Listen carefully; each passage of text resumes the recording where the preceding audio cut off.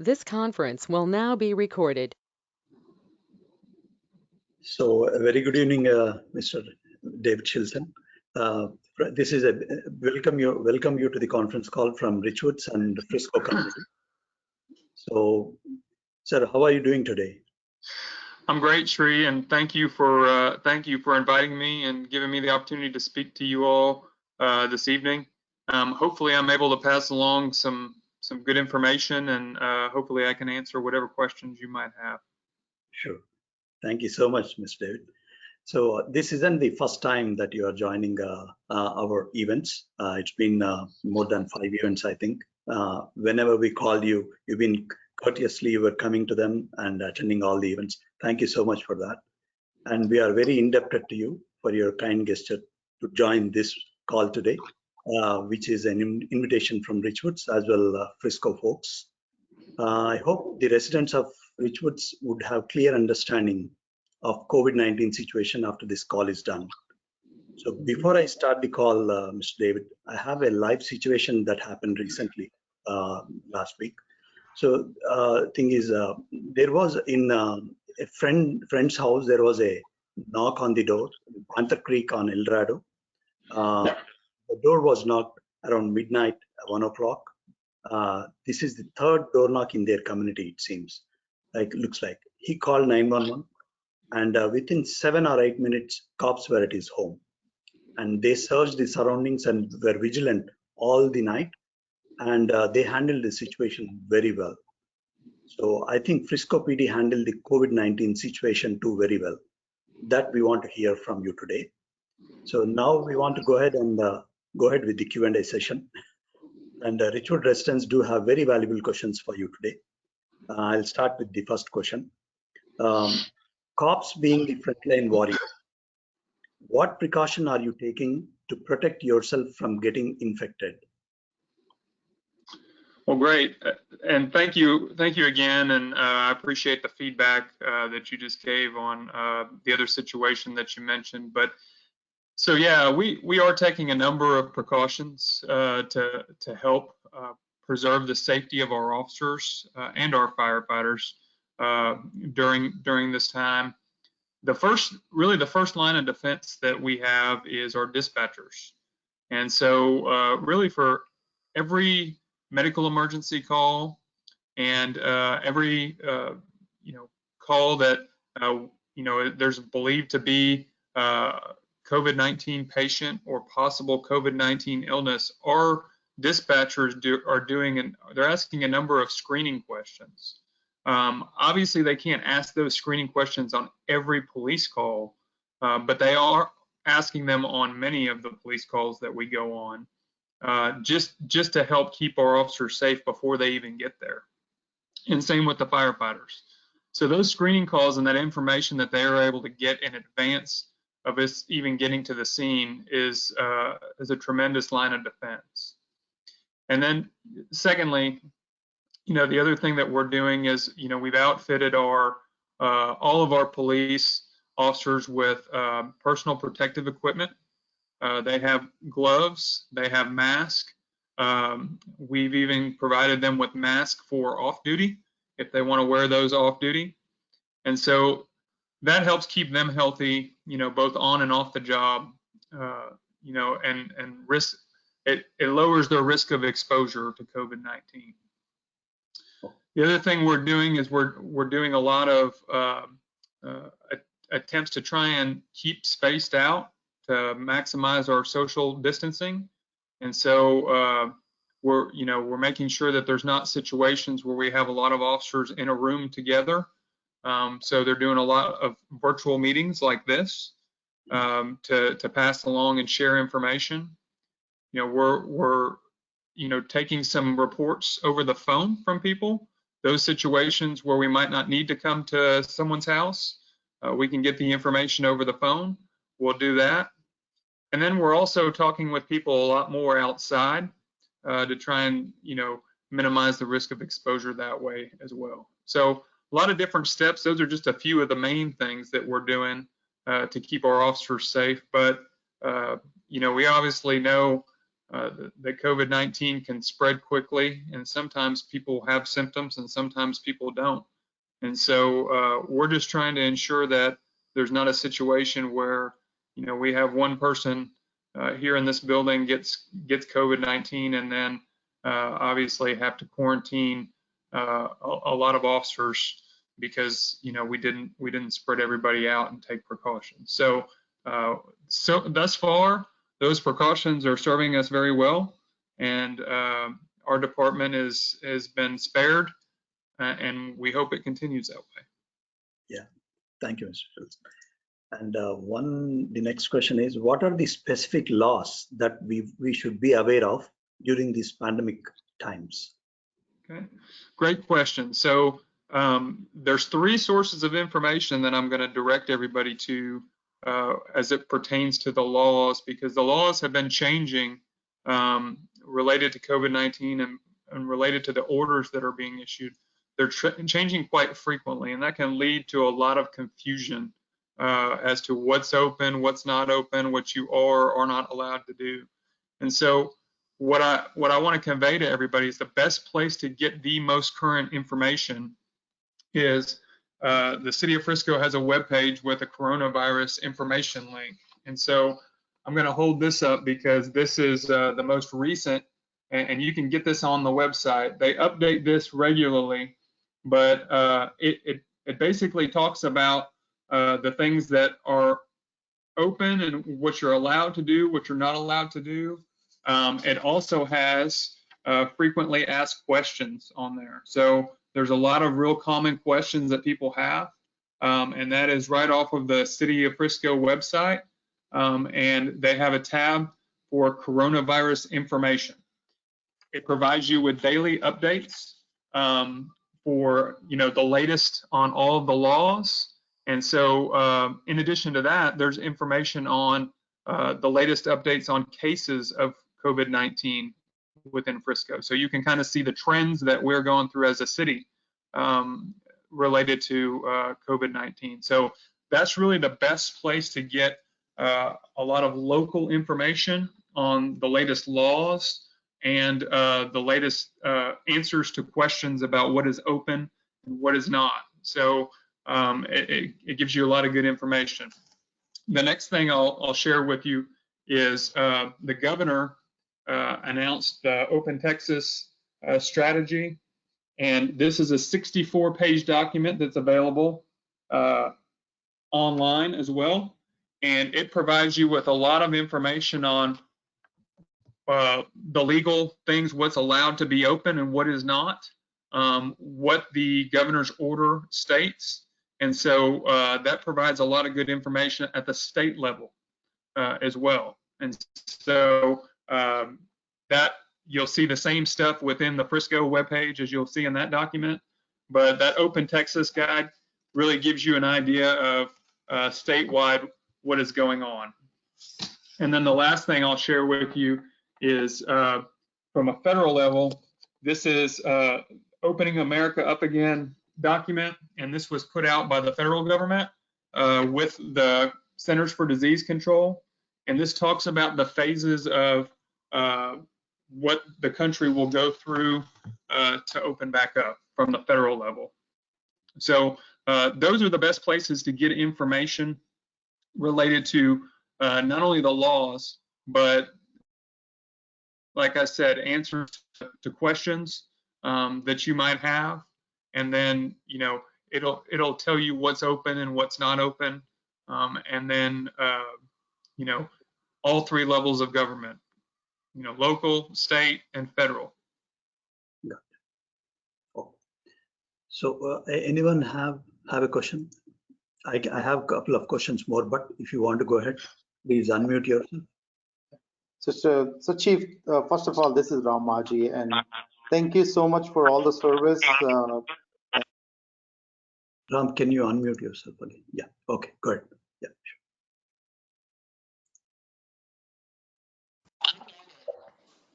Okay, perfect. Yeah, so there was some technical. Okay, hello, Chief David Shilson. Thank you again, appreciate it, and thanks for all the service. You know what Frisco PD has been doing for our city. it has been like, 2 months, everybody is sheltered at home, and it's a new situation for us. So with that said, like, one of the questions for you as the chief of our city is that, what about the current COVID crisis, which worries you the most? And then what gives you most hope?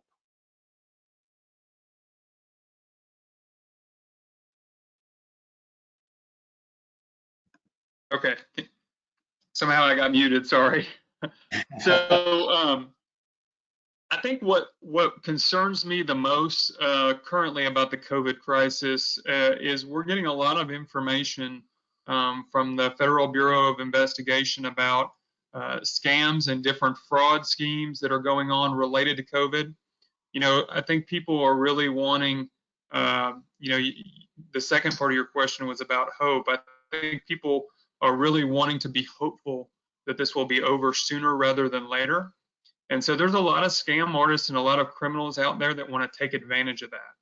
And the way they take advantage of that is, through online scams where, they might advertise a treatment or a cure for COVID. They might call you like a telemarketer and say that they have a vaccine for COVID-19, and they might scam people out of money that way.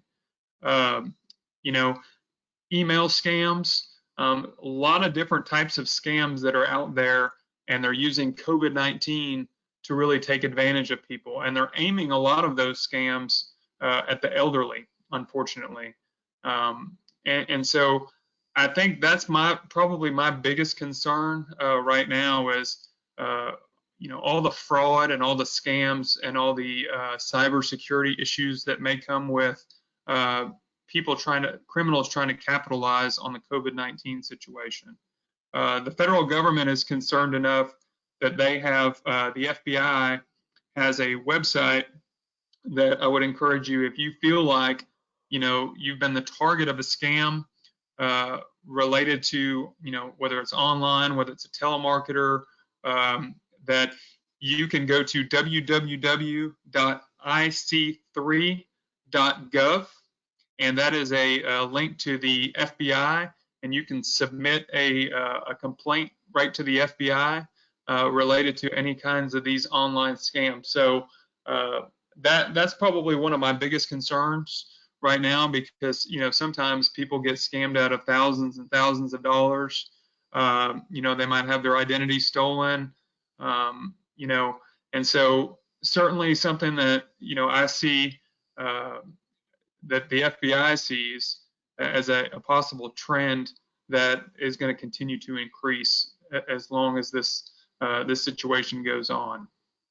As far as what gives me hope out of this situation, I think what gives me hope out of this situation is the way I've seen this community come together, and really, we look to help each other, right? So I don't see division in this community. I see real good cohesiveness. I see, when businesses are struggling through this, I see citizens coming together to support them. When individuals are struggling through this, I see there being a lot of good people there to support them. So that's been really encouraging for me to see. And I think it's one of the things that makes Frisco so special is that, in times of crisis, I think we do all come together very well. And so I think that's what gives me the most optimism about how we're going to come through this as a community. Certainly there's going to be a lot of challenges ahead, but, if we stick together and we help each other out, I think that's going to really, really help make us stronger as a community once we get to the other side of this, and it's going to help us get through this quicker. No, that's a great answer. So I just one more question follow up, and then I'll give it to Sri. So once this has been one of the craziest pandemic, right? I mean, I think the last big one was 1918, right? I don't think anybody was actually even on the earth at the time, right? So once this pandemic kind of like goes down or it just goes away, what will be the first step from a Frisco Police Department perspective to be prepared for the next pandemic? Because the reason I ask that is that when I listen to Dr. Fauci or somebody on the TV, right, all the doctors are actually saying that there will be next pandemic, which will be coming in the fall. So Yep. what is Frisco PD going to do in order to prepare for something, the next big thing like this, if it ever happens? Yeah, sure. Great question. So I think the first thing I'll say to that is it's important to know that, every city department in this city is really working together well for the benefit of the entire city. And I think how that's important is when you ask about when this might happen next time, it's really important that we as city departments coordinate well together. And so our emergency management group that has been coordinating the city's response to this has really tied everything together. And every decision that's made by city leaders, we look at, a lot of different angles. And so I think this has really helped us, make good decisions on what's appropriate for our community and related to, opening things back up. And so as far as being prepared for next time, that coordination with emergency management, we will have, going into it, enough supplies to protect our first responders. We have great relationship with Dr. Gamber, who's our emergency medical director here for the city of Frisco and city of Plano. And he guides us in keeping us up to speed on hospital capacity and kind of the status of all the hospitals in the area and what their patient load is like. And so it allows us to stay tuned into that.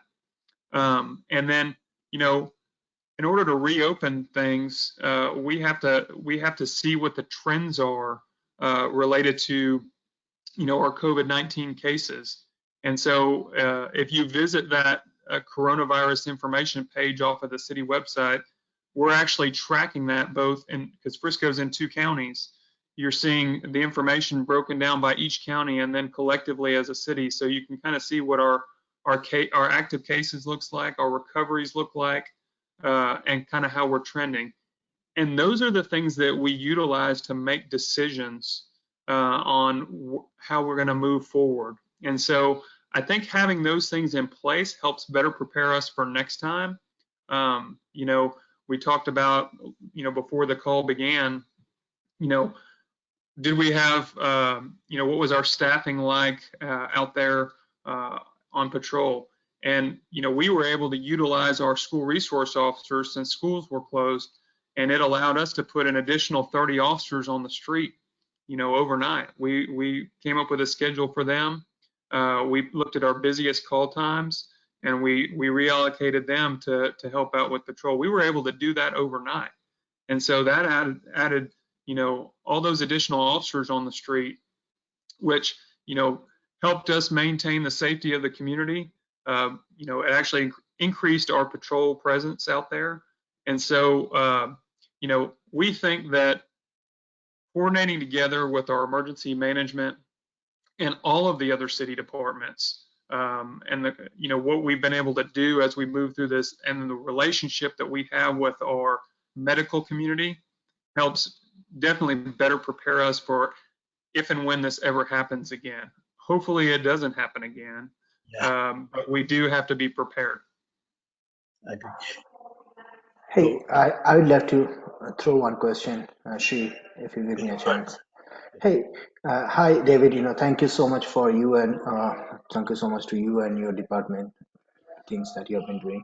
I noticed one thing, over past 7 months or so. I am a new resident in the community, so my observation is I have observed that very less number of patrolling in our community. I understand that this is a safe community and safe and sound and not much, criminal activities or anything like that. But that doesn't mean that, it should be having lesser patrolling. I believe, in my opinion, because in that case it becomes more vulnerable or more kind of like a soft target, for those kind of activities, right? Because it's safe and sound and people are just, busy and or most of them are like, working class and everything. So my observation is less number of patrolling. I have seen And particularly in the night, I would like to know, like, what is your plan? What is the regular patrolling, activities you do in Richards and surrounding area? If you can please throw some light around it, that would be really great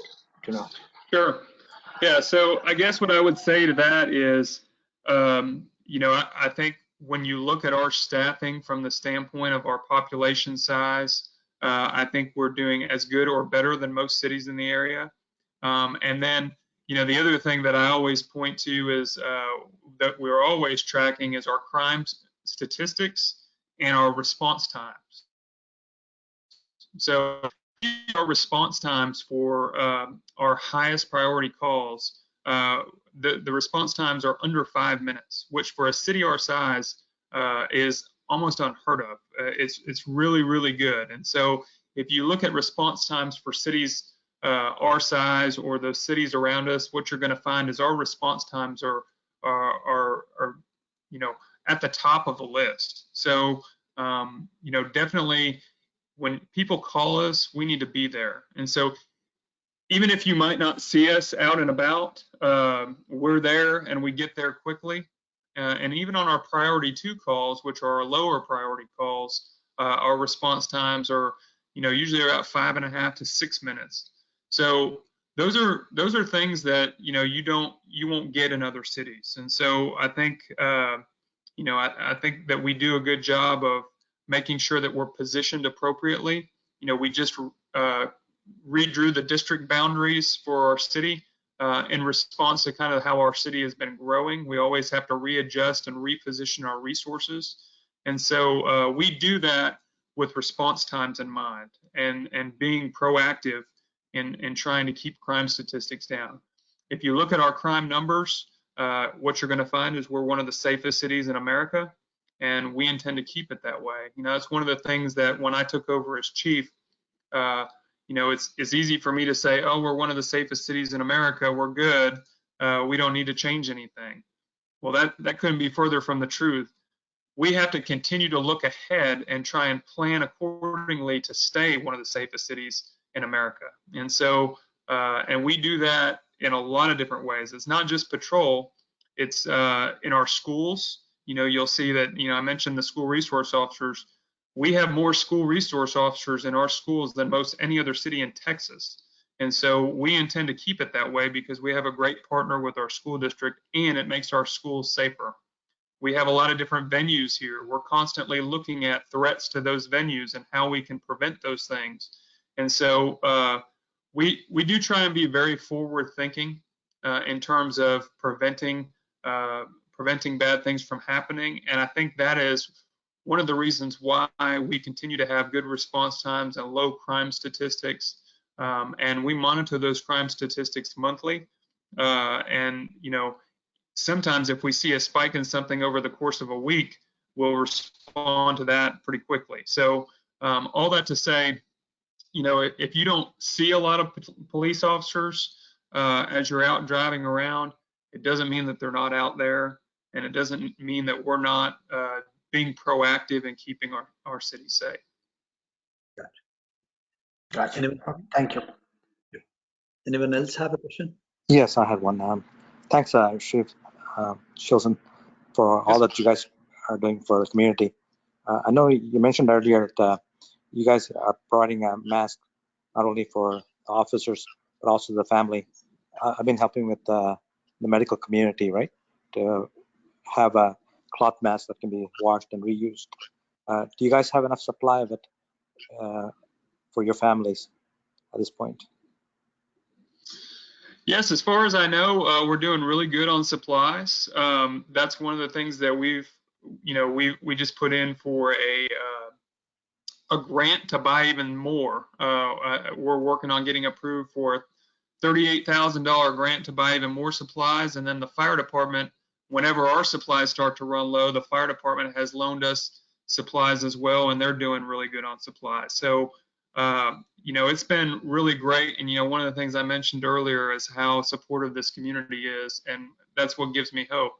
We've had a number of entities from the community donate supplies and masks, like you mentioned, just offering to donate. And we've just had people show up and donate. And so that has helped us tremendously, with our supply numbers. And so we're doing really good. We have a lot of cleaning supplies beyond the mask, a lot of cleaning supplies. We're disinfecting our patrol cars regularly before and after every shift. And then, even within the building, we're doing a lot of things to keep our building clean. And so, yes, I appreciate that very much. And I can say we're doing really good on supplies right now. And but certainly, if we start to run low, I think all I have to do is ask, for help from the community, and I think there'll be plenty of people to help us out. So, but I appreciate that. Glad to hear. Yeah. Go ahead if anyone has. So yeah, one quick question, Chief Shilson. So I know that there is a public perception and there's a data perception, right?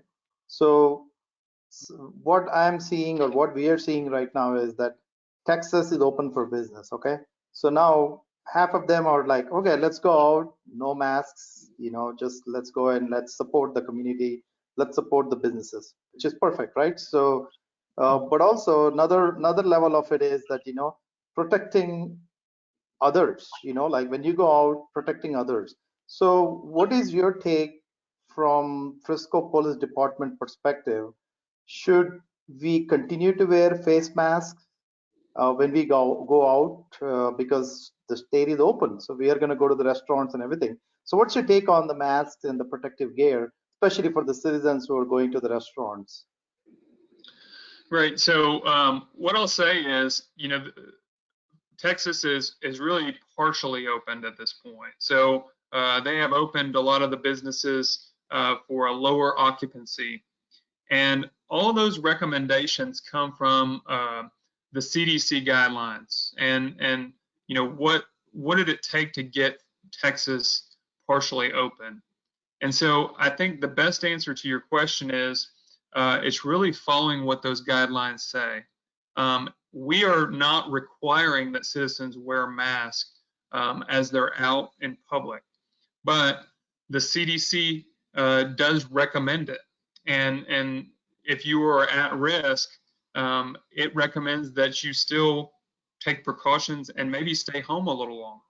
So, every situation is different. It's hard for me to say that everybody should wear a mask, but it is recommended by the CDC to protect each other. And then the biggest thing beyond the mask is making sure that you keep a safe distance. Social distancing is extremely important as we go through this reopening process, and staying spaced out more than 6 feet apart. And so that's really, one of the big components. And you look at places like New York, and I'm not a doctor, so I'm only speculating here, but you look at places like New York, very dense environment, very heavily populated environment, where you have 7 or 8 million people in a very small area. And then you look at things like the subways in New York, and I think that's one of the reasons why things got so bad in New York, is because you had people in those confined spaces. So I think it's really just a matter of following the CDC recommendations, and then spacing is really important, making sure that everybody stays spaced out more than 6 feet apart, and we really follow those recommendations and guidelines so that we can keep things open. Because I know when the restaurants opened, even if it's just at 25%, I know there was a lot of people that were really happy about that and going out to dinner. We would like to expand that number and keep going in that direction, as opposed to having to close them down again, because I think that would be kind of a step backwards. So certainly important to follow those guidelines, and beyond the mask, to me it's a very personal thing. If people feel like they need to wear a mask and it makes them feel better, I think that they should be allowed to wear a mask. But if people are going to stay more than 6 feet apart from one another and they don't feel like they need to wear a mask, I think that's appropriate too. So I think it's really just a matter of trying to follow the guidelines as best you can, and keeping spaced out, and keeping a good distance from one another. No, that's a great answer, because I think definitely most important thing is just try to follow the CDC for everybody's safety, right? So that's a quick follow-up question on this, just from a medical perspective. I know it's not, but it's not your department, but I think it relates to the PD. So with this COVID situation, I think especially if you look at our city, Frisco citizens, right? They've been in shelter, people were following the rules, and then it's over 2 months, right? So from a call perspective, right? I mean, 911 calls, or like, even like non-emergency calls, did you experience a higher number of panic calls? When I say panic call, people might think that they have COVID, so how was your, like, what was the calls especially related to COVID for Frisco Police Department? Yeah, great question. So what I can say about the calls related to COVID is, those questions that the dispatchers were asking, they can do a lot of screening out of all those people that just are paranoid that they have it. They ask several questions, and they do screen a lot out. Some of them screen as a possible, and those folks are directed on, they might be able to drive themselves to the emergency room, so they don't even have to expose fire personnel. But we've been very fortunate. I think we're total in Frisco, we've had maybe like 130 total cases over the course of this whole thing, and so that's really good when you look at the fact that we're a population of like 196,000 people in Frisco. So so far, I think that we've done really good. As far as our call volume from a crime standpoint, we have seen a tremendous reduction in most of our calls, with a few exceptions. But we've seen a lot of reduction in all kinds of crime, whether it's thefts, whether it's traffic crashes are way down because nobody's out driving, which is a good thing. But what we have seen is an increase in our family violence calls. And so, this could be attributed to people being stuck inside with one another. And so, people's patience is a little thin. They're on edge, especially if, they might be facing unemployment. There's a lot of stress related to this. And so we have seen a little bit of an uptick in our family violence calls. Last week, that trended back downward, which is a good sign. And so, really what I've been telling people related to that is, if your patience is running thin at home, get outside if you can, get outside, take a walk, do something for stress relief, just to try and to blow off some of that steam rather than take it out on the people that you live with, because it's very stressful. And there's a lot of people that are, facing unemployment, and, they have a good deal of stress related to the financial well-being of their family. So that's been a concern. Like I said, last week, it trended back down a little bit, which is a good thing. Mental health is important when it pertains to this. Our mental health calls have been pretty stable. They haven't gone up or down. They've been pretty stable. My hope is that, that continues, because that was one of my biggest concerns, is people, as they face more and more stress and more problems. A lot of times you can be faced with where we have to, where there's more and more mental health commitments that we have to take people to the hospital for that. More suicides, which is not something that we want to see either. But that was a concern. But so far, those numbers have held stable. We have had an uptick in our city ordinance calls, and these are calls related to lack of social distancing. So people are calling in when they see crowds or they see people together, and they're not following those guidelines that we talked about earlier.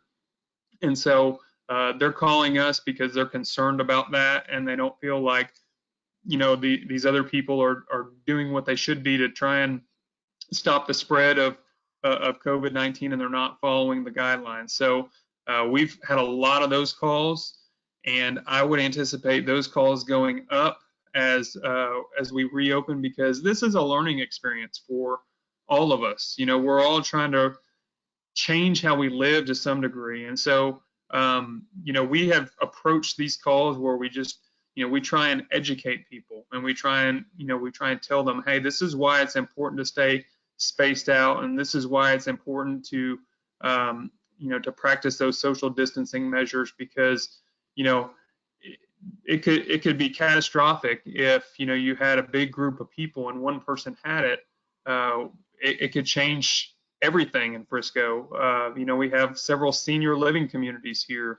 If COVID-19 got into one of those senior living communities, it could be really, really bad, because we know that the senior community is very at risk for COVID-19. Yeah. So we definitely want to make sure that we help educate people and do our part to keep the spread from happening. And but as far as calls go, most of the calls have been down.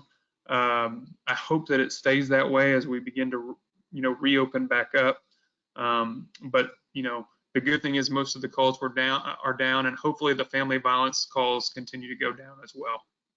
The COVID, actually the coronavirus, that's actually a mutation, and the social distancing, that has to be expanded, right? I mean, not just 6 feet; it should be more than that, right?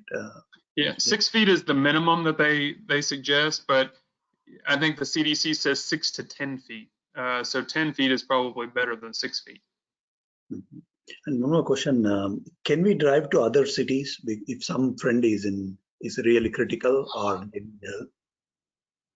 Yes, you can. There's nothing that prevents you from leaving Frisco to go to another city. With the latest governor's order, there's no travel restrictions within the state of Texas, and so you can go to other cities. Now, what I would say is, if you're going to friends' houses, you really just have to kind of take those precautions. Make sure that everybody's healthy. If you feel the slightest bit not healthy, or if you have any kind of a temperature, obviously you don't want to expose anybody else to that. It's better to be safe than sorry. But if you needed to go help a friend in another city, there's nothing that prevents you from doing that. Yeah, thank you, David. Just I have one question. This is regarding social distancing and masks. So just, when we go around drive yesterday and a couple of days back, we noticed like a lot of stores, for example, Home Depot or Lowe's or any other restaurants, and 70 to 80% of the people, don't see wearing masks, to be honest. So if you take the same situation like any other states, they have some kind of a, raised maximum, some of the fines and restrictions to people not wearing those masks. And so what kind of awareness are we going to bring it to these communities to wear masks across the city? That is one of the, everyone we all understand that the wearing mask is critical, but why we didn't see much, most of the people not wearing masks in this. So what is the plan or approach going forward to? Okay, so I make sure I understand your question. You wanted to ask like what we do about people not wearing masks? Couple of days. Yes, is that your question? Yeah. My question is, if this continues to grow, COVID, people not wearing masks, is there any plan to amend any rules going forward, like putting some fines or doing some kind of is there anything planned near future? Mr. David, actually, couple of days back, we had Pest City people knocking the door. Those two of them, they did not wear masks at all. So that's kind of a deterrent, right? Like, should we stop them there, or should we go ahead and talk to them without masks? Yeah, no. So we will make decisions on whether masks should be mandatory based on the direction from the state health department and our local health officials, and we'll look at the number of coronavirus cases we have here locally and determine if that step is needed.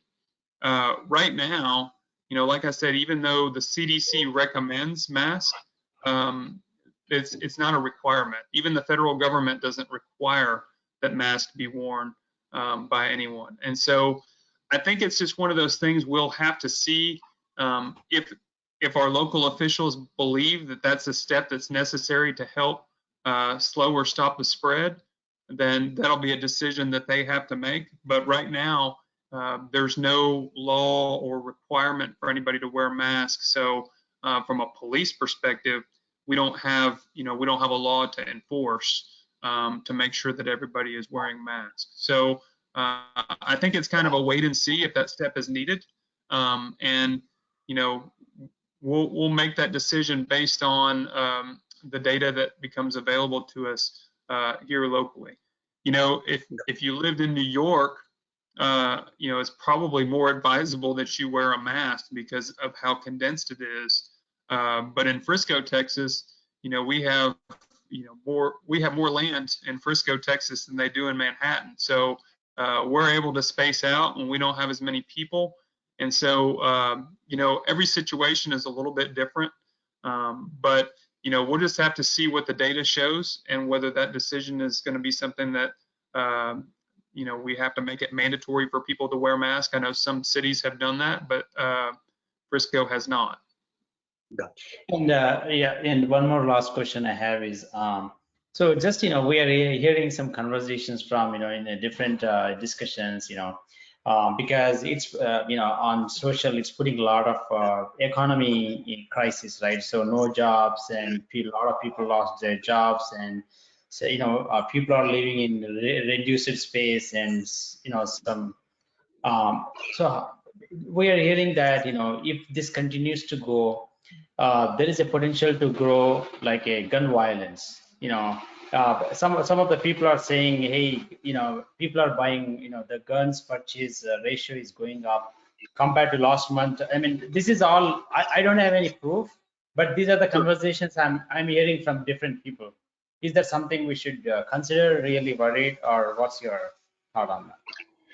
So what I will say is I have read quite a bit about the increase in gun sales across the country during all this. Do I think that's going to lead to more gun violence? I don't know the answer to that question. What I will tell you is, in my experience, the people that commit gun violence in this country, many of them don't buy guns legally. So, that's one kind of indicator that I would say, just because there's a lot of people buying guns, it doesn't, those are people that are lawfully buying guns. And so, it doesn't necessarily mean that, there's going to be an uptick in gun violence. I do worry with the economic situation that many are going to be facing, that there is a potential for an uptick in crime. Because if people lose their jobs and they don't have a means to support their family, a lot of times that's when you see theft increase. You see more, some violent crimes with people in stress and, people with confronting unemployment and all that stuff. And so I do worry about that. But I can't, I can't necessarily link the increase in gun sales to an increase in gun violence. I don't have any data to support that, but I'll say in my professional experience, many of the people that commit gun violence usually do so with guns that are obtained illegally. They're stolen, or that they're ones that were taken out of somebody else's home or whatnot. So that's really the best answer I can offer related to that. Mr. David, with the negative impact on economy, there are so many fraudsters who are knocking the doors and door-to-door campaigning kind of thing. So how does that affect the residents? Like, there can be violence even that way, right? Yeah. So, first thing I'll say to anybody, especially if they, if you have somebody knocking on your door and you feel like there's, there's just something not right about that, by all means, call us. That's what we're here for. And it might be a legitimate, solicitor who runs a legitimate business, but there's no harm in us responding and identifying who these people are. so we can make sure that they're legitimate, because a lot of times that they aren't. There's a lot of different scam artists out there. This is a census year, so there's a lot of people that are trying to use the census as a way to commit fraud or scams. COVID, like I said, is no different. COVID is an opportunity for people these criminals prey on your fear. They wanna offer something that they think everybody wants, which is a cure or safety. Whether it's a vaccine or whether it's a treatment, and they're just trying to scam you out of money. And so what I would say is certainly, if you feel like something is not right, or you feel like something is a scam, by all means call us and we can look into it. I also gave you the FBI's website if it's more of an online kind of threat. www.ic3.gov. You can submit a complaint straight to the FBI, and they have a group that's looking at those things. So scams and fraud are something that do concern me related to all this, because I know that the FBI is already seeing it pretty prevalent in some regions of the country. Has there been any reduction? Are you expecting any increase in the crime after the relaxation? Yeah, like I said, I am somewhat concerned with the economic hardships that people are going to have to face, that we do see an uptick in crime. But I think our city and our department is positioned to handle that and to hopefully prevent a lot of it. The biggest thing is how long will it take to get our economy back on its feet? I think will drive, how significant any kind of uptick in crime might be. And one of the things I'll say about Frisco is way more fortunate than many other cities. We're still growing. The city just signed a PGA development for the PGA headquarters to come here. And so at least in our city, we have that kind of a project to help pull us out of this from an economic standpoint. Most cities don't have something like that. The PGA will be a significant, it'll have a significant impact, positive impact on our economy. And so at least we have that to look forward to. We have a really, really, diverse kind of tax base, with a good mix of venues, sales tax, property tax. So, our city is really well positioned to pull through this and hopefully pull through it quicker than others, so we don't see that huge spiking. So, David, is there any check domestic flights passengers coming to DFW? Sorry, if any passengers coming from New York to DFW in airport, is any check for the passengers, or just they are allowing them to go home? Yeah. So I would have to. Sorry, one thing I want to add to that is I know that they are coming to Dallas, but is Frisco doing any kind of tracing, especially from a PD perspective? Okay, so let me first answer the quarantine question about people coming from New York, I think is what was asked. I would have to go back and look specifically at the governor's guidelines on that. I know he dropped some of the quarantine requirements for people from Louisiana. I don't know if New York has been dropped yet, but he was requiring, a quarantine period for those coming from New York at one point. I don't know if that's still in place. I'd have to go back and look at that. And then Ram, I'm sorry, I forgot what your question was. Oh, contact tracing? Yeah, contact tracing, because, people are coming in and then now they might be residents of Frisco. So how do we keep track of them if they're flying in from New York or some other states, Yeah, no, and I think that's one of the things that's outlined in the governor's plan. It really talks about getting more resources in place to do that contact tracing that's needed to keep tabs on people that may have tested positive from COVID-19, and then ensuring that we can figure out who they have been in contact with.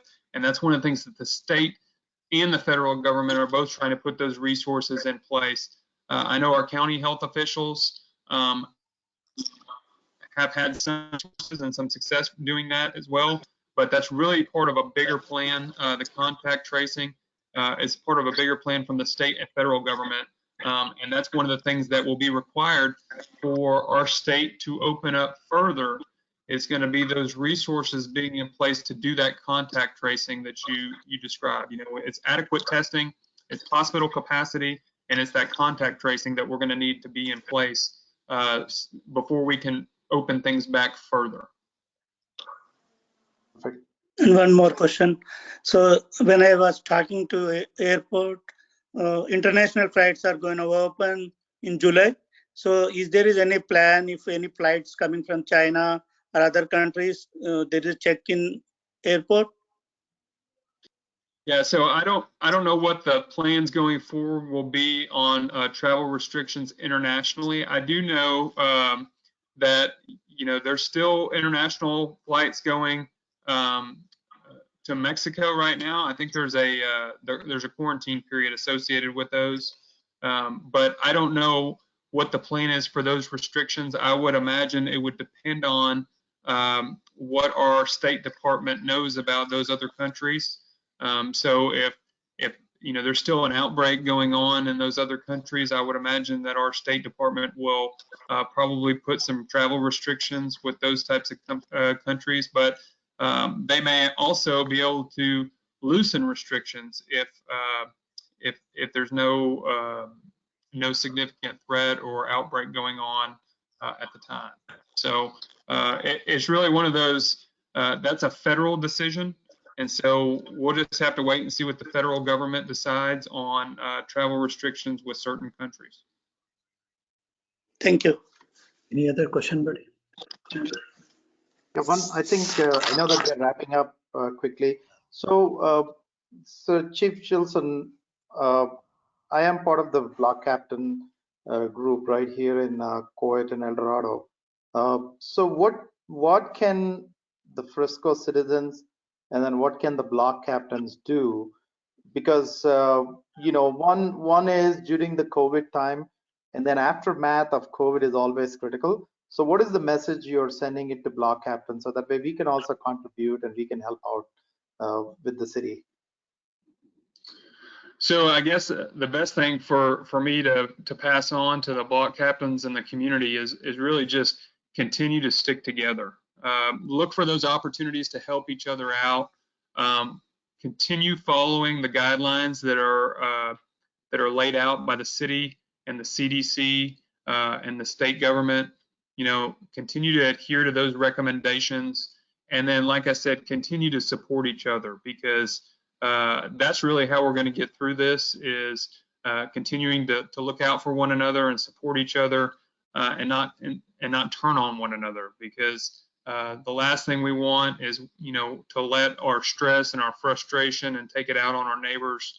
It really is just a good time for us to to help our neighbors out, to look out for one another, and then make sure that, like I said, our mental health is in good shape as well. So one positive sign that I've seen throughout all this is there's just so many people out of their homes and walking each night, each morning, and these are things that I don't think would have happened had it not been for COVID-19. So it's good to see people getting out, talking to one another, at least at a safe distance, and getting to know their neighbors and really supporting each other and helping each other out. So I think that would be the suggestion that I had for everybody. David, thank you so much. That we are pretty close to end this session, but the pandemic has done great damage to the world and the US especially. And in these COVID times, like the last message that you want to give to people? I think the last thing I'll say is I think it's a really good opportunity right now for everybody in the community to look for the silver linings behind all of this, to look for those things that, despite the challenge and the pain that this crisis has caused, look for those things that you can really take hope and optimism from. Like I said, people getting out of their houses and getting to know one another and supporting each other. Those are all the silver linings behind this. And so, you know, I see a lot more kids out exercising, you know, whether it's, you know, running, whether it's, you know, walking the dog or whatever. You know, there really is just a tremendous amount and an endless number of cases, especially in our community, where you just see people supporting one another and coming together. You know, these rallies that are happening, you know, in support of our medical and healthcare workers. I don't know if y'all have seen any of these on social media, but it really is tremendous to see. You know, these are strangers, you know, and they're coming to support our medical community in a time that's very challenging for them. And so I think that's the message I would like to leave everybody with, is just look for those opportunities where you see silver linings and just appreciate those. And I think that is the type of thing that helps pull you through this, and you know, makes you kind of stop and realize how lucky you are to live in Frisco. Past 1 month, actually, people are putting on a lot of weight because due to no exercise at all. So that definitely worries a lot.